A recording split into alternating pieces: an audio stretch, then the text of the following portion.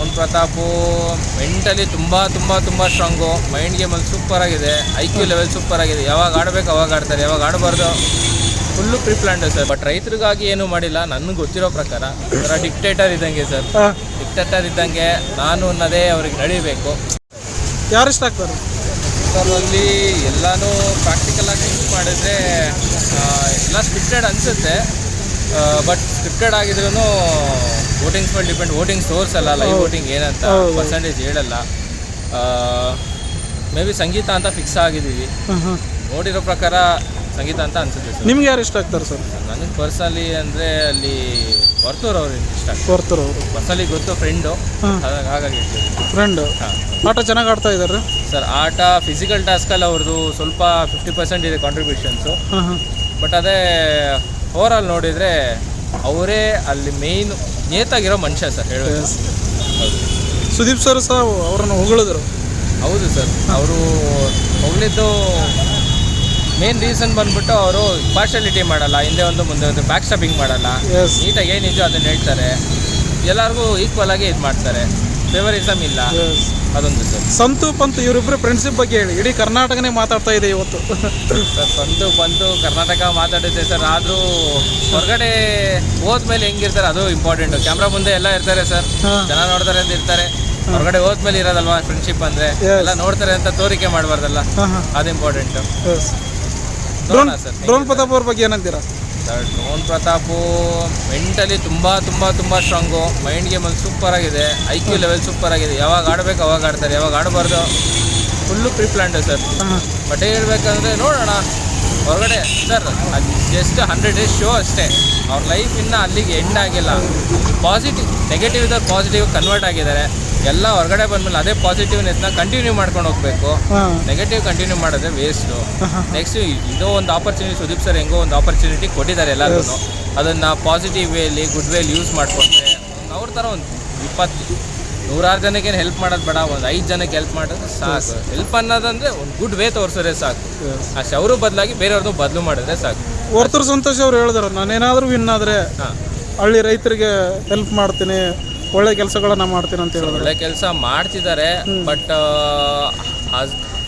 ಹಸುಗಳ ಬಗ್ಗೆ, ಕರು ಬಗ್ಗೆ, ಹೋರಿ ಬಗ್ಗೆ ಅದನ್ನು ಮಾಡ್ತಿದ್ದಾರೆ. ಬಟ್ ರೈತರಿಗಾಗಿ ಏನೂ ಮಾಡಿಲ್ಲ ನನಗೆ ಗೊತ್ತಿರೋ ಪ್ರಕಾರ. ಹೋರಿಗಳ ಬಗ್ಗೆ, ಹಸುಗಳ ಬಗ್ಗೆ ಅವ್ರಿಗಿದೆ, ಒಲವಿದೆ. ಅದೇ ನೆಕ್ಸ್ಟ್ ಇನ್ನು ಫರ್ದರಲ್ಲಿ ಏನಾದರೂ ಒಂದು ಮಾಡಬೇಕು ಸರ್.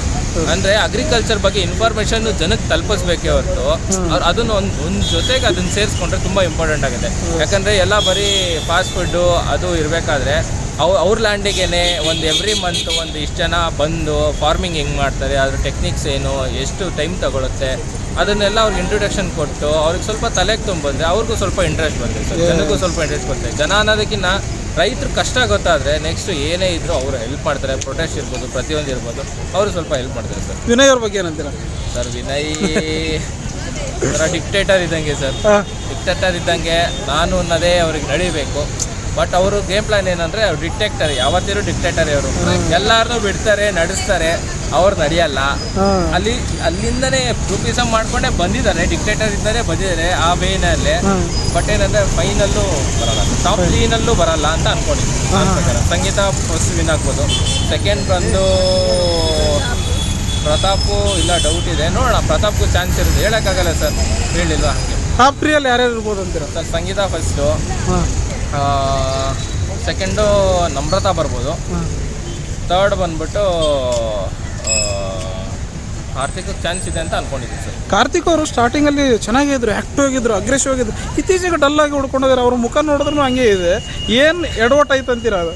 ಸರ್ ಎಡವಟ್ ಅಂದರೆ ಫ್ರೆಂಡ್ಶಿಪ್ ಸರ್, ಅದು ಯೂಸ್ ಮಾಡ್ಕೊಳ್ಳೋದ್ರ ಮೇಲೆ ಡಿಪೆಂಡು ಸರ್. ಹೋಗಿರೋದು ಇಂಡಿವಿಜುವಲ್ ಆಗಿ, ಬರೋದು ಇಂಡಿವಿಜುವಲ್ ಆಗಿ. ಫ್ರೆಂಡ್ಶಿಪ್ ಇರಬೇಕು, ಬಟ್ ಹೊರಗಡೆ ಬಂದಮೇಲೆ ಬಾಂಡಿಂಗ್ ಇರಬೇಕು ಅಂತ. ಹೊರಗಡೆ ಬಾಂಡಿಂಗ್ ಇರಲಿ, ಬಟ್ ಅದೇ ಇಂಡಿವಿಜುವಲ್ ಆಗಿ ಗೇಮ್ ಮಾಡಬೇಕಾಗಿತ್ತು. ಅವ್ರು ಅದನ್ನು ಪರ್ಸನಲ್ ಆಗಿ ತೊಗೊಂಡ್ರು. ಇಬ್ರು ಪರ್ಸನಲ್ ಆಗಿ ತೊಗೊಂಡ್ರಿಂದ ಅವರವರು ಪ್ರಾಬ್ಲಮ್ ಆಗಿದೆ. ಅದು ಹೊರಗಡೆ ಬಂದಮೇಲೆ ಅವ್ರು ಇಷ್ಟ ಅದು ಹೆಂಗಿರ್ತಾರೆ. ಈಗ ನಮ್ರತಾ ಜೊತೆ ಚೆನ್ನಾಗಿದ್ದಾರೆ, ಏನು ಮಾಡೋಕ್ಕಾಗಲ್ಲ. ವೆನ್ ಟೈಮ್ಸ್ ಮೂವ್ ಆನ್ ಅವರು ಮೂವ್ ಆನ್ ಆಗ್ತಾ ಇರ್ತಾರೆ ಹಂಗೆ.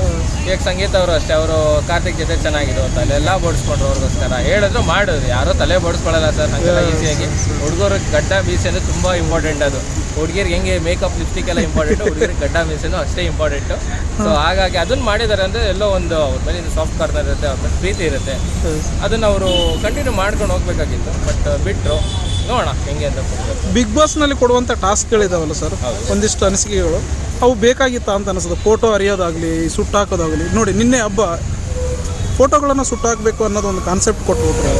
ನೀವು ಒಬ್ರು ಗೆಲ್ಲಬೇಕಾದ್ರೆ ಇಬ್ಬರನ್ನ ಬಲಿ ಮಾಡಿ ಅಂತೇಳಿ. ಈ ಟಾಸ್ಕ್ಗಳ ಬಗ್ಗೆ ಒಂದಿಷ್ಟು ಜನ ಬೇರೆ ರೀತಿಯೇ ಮಾತಾಡ್ತಾವ್ರು. ಏನು ಅನಿಸುತ್ತೆ ಸರ್? ಟಾಸ್ಕ್ ಅಂತ ಕೊಡೋದು ಅವರು ಗ್ರೂಪ್ನ ಇಂಡಿವಿಜುವಲ್ ಆಗಿ ಪರ್ಫಾರ್ಮ್ ಮಾಡಲಿ, ಅವ್ರು ಸೆಲ್ಫ್ ಕಾನ್ಫಿಡೆಂಟಾಗಿ ಬರಲಿ, ಗ್ರೂಪಿಸಮ್ ಎಲ್ಲ ಹೋಗಲಿ, ಅವ್ರ ಹಿಂದೆ ಮುಂದೆ ಮಾತಾಡೋದನ್ನ ಅರ್ಥ ಮಾಡ್ಕೊಳ್ಳಿ, ಫಿಸಿಕಲ್ಲಾಗಿ ಅವರು ಸ್ಟ್ರಾಂಗ್ ಆಗಲಿ, ಎಬಿಲಿಟಿ ತೋರಿಸ್ಲಿ ಅಂತ.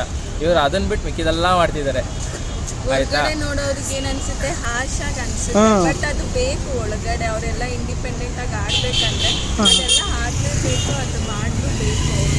ಅದ್ರ ನಾವು ರಾಂಗ್ ಆಗಿ ಜಡ್ಜ್ ಮಾಡೋಕ್ಕಾಗಲ್ಲ ಸರ್. ಈಗ ಪೊಲಿಟಿಕಲ್ ಅಂತ ಬಂದರೆ ಅಪೋಸಿಷನ್ ಅವರು ಇರ್ತಾರೆ, ಎಲ್ಲಾನು ನಡೆಸ್ತಾರೆ, ರ್ಯಾಲಿ ಮಾಡ್ತಾರೆ, ಹೋರಾಟ ಮಾಡ್ತಾರೆ, ಓಟ್ ಕೊಡ್ಬೇಕಾದ್ರೆ ನೋಟು ಕೊಡ್ತಾರೆ. ಅದೇ ಥರ ಇವರು ಅರ್ಥ ಮಾಡ್ಕೊಬೇಕು. ಇವ್ರು ಅರ್ಥ ಮಾಡ್ಕೊಂಡಿಲ್ಲ. ಇವರು ಎನಿಮಿ ಥರ ಟ್ರೀಟ್ ಮಾಡಿದ್ದಾರೆ. ನೀನು ಎಲಿಮಿನೇಟ್ ನಾಮಿನೇಟ್ ಮಾಡ್ದ, ನಾನು ಡೈರೆಕ್ಟ್ ನಾಮಿನೇಷನ್ ಮಾಡ್ತೀನಿ ನನಗೆ. ಅದನ್ನ ಇಟ್ಕೊಂಡು ಹೋಗಿ ಕರೆಕ್ಟಾಗಿ ಅವರು ಪಾಯಿಂಟ್ ಟು ಪಾಯಿಂಟ್ ಮಾತಾಡೋದಂದರೆ, ಒಂದು ವರ್ಕರವ್ರು ಮಾತಾಡ್ತಾರೆ, ಕಾರ್ತಿಕ್ ಅವ್ರು ಮಾತಾಡ್ತಾರೆ. ಕಾರ್ತಿಕ್ ಅವ್ರ ಸಂಗೀತ ಮೇಲೆ ಎಷ್ಟೇ ಗಟ್ಟಿದ್ರು ಕೂಡ ಅವರು ಕರೆಕ್ಟಾಗಿ ನೀಟಾಗಿ ಕೊಡಬೇಕಾ ಕೊಡ್ತಾರೆ. ಅವರು ಇರುವಂಥ ಪಾರ್ಶಿಯಾಲಿಟಿ ಏನಿಲ್ಲ, ಕೊಡ್ತಾರೆ. ಬಟ್ ಅವ್ರಿಗಿನ್ನ ಬೆಟರ್ ಅಂದರೆ ವರ್ಕರು. ಬಿಗ್ ಬಾಸ್ನ ಬೆಂಕಿ ಸೌಂಡ್ ಪಾರ್ಟಿ ಅನಿಶಾ ಅವರು, ಅವ್ರ ಬಗ್ಗೆ ಮೇಡಮ್ ಅವರು ಸರ್ ಎಲ್ಲ ಮಾತಿಂದನೇ ಗೆಲ್ಲಕ್ಕಾಗಲ್ಲ. ವಾದ ಇರಬೇಕು, ವಿವಾದ ಇರಬಾರ್ದು. ವಾದ ಇರಬೇಕೆ ಹೊರತು ವಿವಾದ ಇರಬಾರ್ದು. ಮಾತಿಂದ ಎಲ್ಲ ಗೆಲ್ತೀವಿ ಅನ್ನೋದು ಸುಳ್ಳು ಸರ್. ನೋಡೋಣ. ಅದೇ ಸರ್, ಏನೇ ಆದ್ರೂ this is not the ultimate win. Life ಇನ್ನೂ ತುಂಬ ಇದೆ, 100 ದಿನ ಅಷ್ಟೇ ಇದು. ಇಲ್ಲಿ ಪಾಠ ಕಲಿತು ಹೊರಗಡೆ ಅದನ್ನು ಪಾಸಿಟಿವ್ ಆಗಿ ತೊಗೊಂಡು ಹೆಂಗೆ ಕನ್ವರ್ಟ್ ಮಾಡಿರ್ತಾರೋ ಅದು ಅವ್ರಿಗೆ. ಅನಿಶಾ ಅವರು ಮೊನ್ನೆ ಯಾರನ್ನ ಇಟ್ಕೋತೀರಾ, ಯಾರನ್ನ ಬಿಟ್ಟು ಹೋಗ್ತೀರಾ ಅನ್ನೋದು ಒಂದಿತ್ತು. ವರ್ತರನ್ನು ತೊಗೊಂಡು ಹೋಗ್ತಾರೆ. ಹಂಗೆ ಮುಂದೆ ಲೈಫಿಗೆ ಏನಾದರೂ ಆ್ಯಡ್ ಆನ್ ಮಾಡ್ಕೋಬೋದು ಅಂತೀರಾ ಅವರು? ಸರ್ ಲೈಫಿಗೆ ಆ್ಯಡ್ ಆನ್ ಆಗೋದು ಕಷ್ಟ ಇದೆ, ಯಾಕಂದ್ರೆ ಒಂದಿಷ್ಟು ಟೈಮ್ ಎಪಿಸೋಡ್ಗಳಲ್ಲಿ ಅದನ್ನೇ ಹೈಲೈಟ್ ಆಗಿರುತ್ತೆ. ಸರ್ ಗೊತ್ತಾಯಿತು, ಅವರು ಈಗ ನೇಮು ಫೇಮು ಬಂದಮೇಲೆ ಹೆಂಗಿದ್ರು ಜನ ಹೋಗ್ತಾರೆ ಪಾಪ. ಅಂದರೆ ಸರ್ ಜನ ಅಂತ ಅಂದರೆ 2 ದಿನ 3 ದಿನ ಮಾತಾಡ್ತಾರೆ. ಕಂಟಿನ್ಯೂಸ್ ಆಗಿ ಅವ್ರು ಮಾಡಲೇಬೇಕು, ಒಪ್ಕೊಳ್ಳೇಬೇಕು, ವಿಧಿ ಇಲ್ಲ. ಅವ್ರ ಪರ್ಸನಲ್ ಲೈಫು ಅವ್ರು ಚೂಸ್ ಮಾಡೋದು. ಬಟ್ ನೆಕ್ಸ್ಟು ಒಪ್ಕೊಂಡು ಮದುವೆ ಆದ್ರೂ ಕೂಡ ನೆಕ್ಸ್ಟ್ ಏನು ಕಾಂಟ್ರವರ್ಸಿ ಆಗದೆ ಆರಾಮಾಗಿದ್ರೆ ಒಪ್ಕೋತೀರ. ಆದರೆ ಒಪ್ಕೊಳ್ಳೋದು ಬಿಡೋದು ಅವ್ರಿಗೆ ಬಿಟ್ಟಿದ್ದೆ. ಹೌದು, ಯಾಕಂದ್ರೆ ಅವ್ರ ಒಪ್ಪಿಗೆ ಅವ್ರಿಬ್ರು ಒಪ್ಪೋದೇ ಸಾಲದು. ಈಗ ಅವ್ರ ಫ್ಯಾಮಿಲಿ ಇದೆ, ಫಸ್ಟು ಮದುವೆ ಆಗಿದೆ ಅಂತ ಹೇಳ್ತಿದ್ದಾರೆ. ವೈಫ್ ಏನು ಕತೆ ಸ್ಟೋರಿ ನೋಡಬೇಕು, ಡಿವೋರ್ಸ್ ಆಗಿದೆಯಲ್ವಾ ನೋಡಬೇಕು, ಇಲ್ಲ ಇವ್ರದ್ದು ಏನಾದ್ರು ಪ್ರಾಬ್ಲಮ್ ಇತ್ತ ಅಂತ ಅದನ್ನು ನೋಡ್ಬೇಕು. ಎಲ್ಲ ಹೊರಗಡೆ ಇರೋರಿಗೆ ಹೊರಗಡೆ ಏನಾಗಿದೆ ಅನ್ನೋದು ಗೊತ್ತಿಲ್ಲ. ಅವ್ರು ಹೊರಗಡೆ ಬಂದ್ಮೇಲೆ ಅದೆಲ್ಲ ನೋಡಿದ್ಮೇಲೆ ಅವ್ರು ಹೆಂಗೆ ರಿಯಾಕ್ಟ್ ಮಾಡ್ತಾರೆ ಅಂತ ನೋಡಬೇಕು. ಸೊ ಕಷ್ಟ ಇದೆ, ನೋಡಬೇಕು. ಸುದೀಪ್ ಸರ್ ಬಿಗ್ ಬಾಸ್ ಹೇಗೆ ನಡೆಸ್ತಾರೆ ಸರ್? ಸರ್ ಅವ್ರು ಸೂಪರ್ ಸರ್, ಅಲ್ಟಿಮೇಟ್. ಎಲ್ಲಿ ಬುದ್ಧಿವಾದ ಹೇಳಬೇಕು ಹೇಳ್ತಾರೆ, ಎಲ್ಲಿ ಹೆಂಗೆ ಅವ್ರನ್ನ ಡೈರೆಕ್ಟಾಗಿ ಹೇಳೋಕ್ಕಾಗಲ್ಲ. ಎಲ್ಲ ಕಾಂಟ್ರವರ್ಸಿ ಕ್ರಿಯೇಟ್ ಆಗುತ್ತೆ. ಎಲ್ಲ ನೋಡ್ತಿರ್ತಾರೆ, ಕಾಲು ಎಳೆಯೋರಂತಲೇ ಇರ್ತಾರೆ.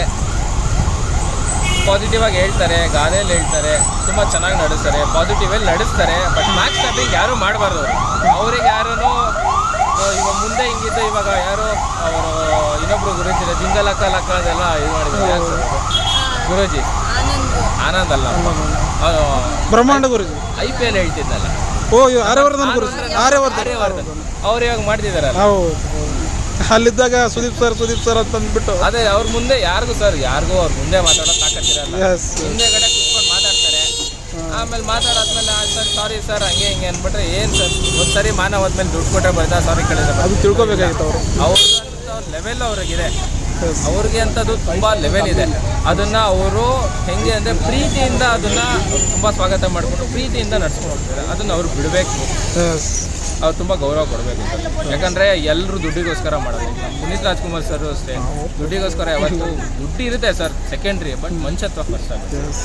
ಅದೇ ಸರ್, ಮನುಷ್ಯತ್ವನೇ ಫಸ್ಟ್. ಅವ್ರು ಅಷ್ಟು ಪ್ರೀತಿಯಿಂದ ಏನೇ ಇರ್ಬೋದು ಎಲ್ಲ ಪ್ರೀತಿಯಿಂದ ಸ್ವಾಗತ ಮಾಡಿ, ತಿಳಿವಳಿಕೆ ಹೇಳಿ ಅವ್ರನ್ನ ಪಾಸಿಟಿವ್ ಆಗಿ ಚೇಂಜ್ ಮಾಡ್ತಿದ್ದಾರೆ ಅಂದರೆ ಅದನ್ನು ನೋಡ್ಬೇಕು ಸರ್. ಒಳಗಡೆ ಇರೋರ್ಗೆ ಅಷ್ಟೇ ಅಲ್ಲ, ಹೊರಗಡೆ ಇರೋರ್ಗೂ ಅನ್ವಯ ಆಗುತ್ತೆ. ಅದು ಹೊರಗಡೆ ಇರೋರು ಚೇಂಜ್ ಆಗ್ತಿದ್ದಾರೆ, ಹೊರಗಡೆ ಇರೋರು ಅದನ್ನು ತೊಗೊತಿದ್ದಾರೆ. ಕೆಲವೊಂದು ಮಾತು ನಮಗೂ ಮನ್ಸು ಕೊಡ್ತೈತೆ, ನಾವು ತೊಗೊತೀವಿ, ನಾವು ಚೇಂಜ್ ಹೌದಪ್ಪ ಹಿಂಗಿದ್ರೆ ಅನ್ಸುತ್ತೆ. ಬರೀ ಒಳಗಡೆ ಇರೋರ್ಗಲ್ಲ. ಫೈನಲ್ ಯಾರು ಗೆಲ್ಬೋದು ಅಂತೀರಾ? ಸಂಗೀತಾನೇ ಸರ್ ಅನ್ಸ್ಕೊಂಡಿದ್ದೀನಿ. ನಂಗೆ ಗೊತ್ತಿರೋ ನನ್ನ ಇದ್ರ ಮೂಲಕ ನಿಮ್ಮ ಓಟು? ಓಟು ಬಂದು ಹೊರತೂರಿಗೆ ಸರ್, ಅದು ಬಿಟ್ಟರೆ ಕಾರ್ತಿಕ್. Thank you sir. ನಿಮ್ಮ ಹೆಸರು? ಮನೋಜ್ ಅಂತ ಸರ್. ಭವ್ಯ. ನೀವು ಯಾರಿಗೆ ಓಟಮ್ಮ? ನಾನು ಅಷ್ಟೇ ಸಂಗೀತ ಅಂತಾನೆ ಅನ್ಕೊಂಡಿರೋದು, ನೋಡುವ. Thank you sir. Thank you super sir.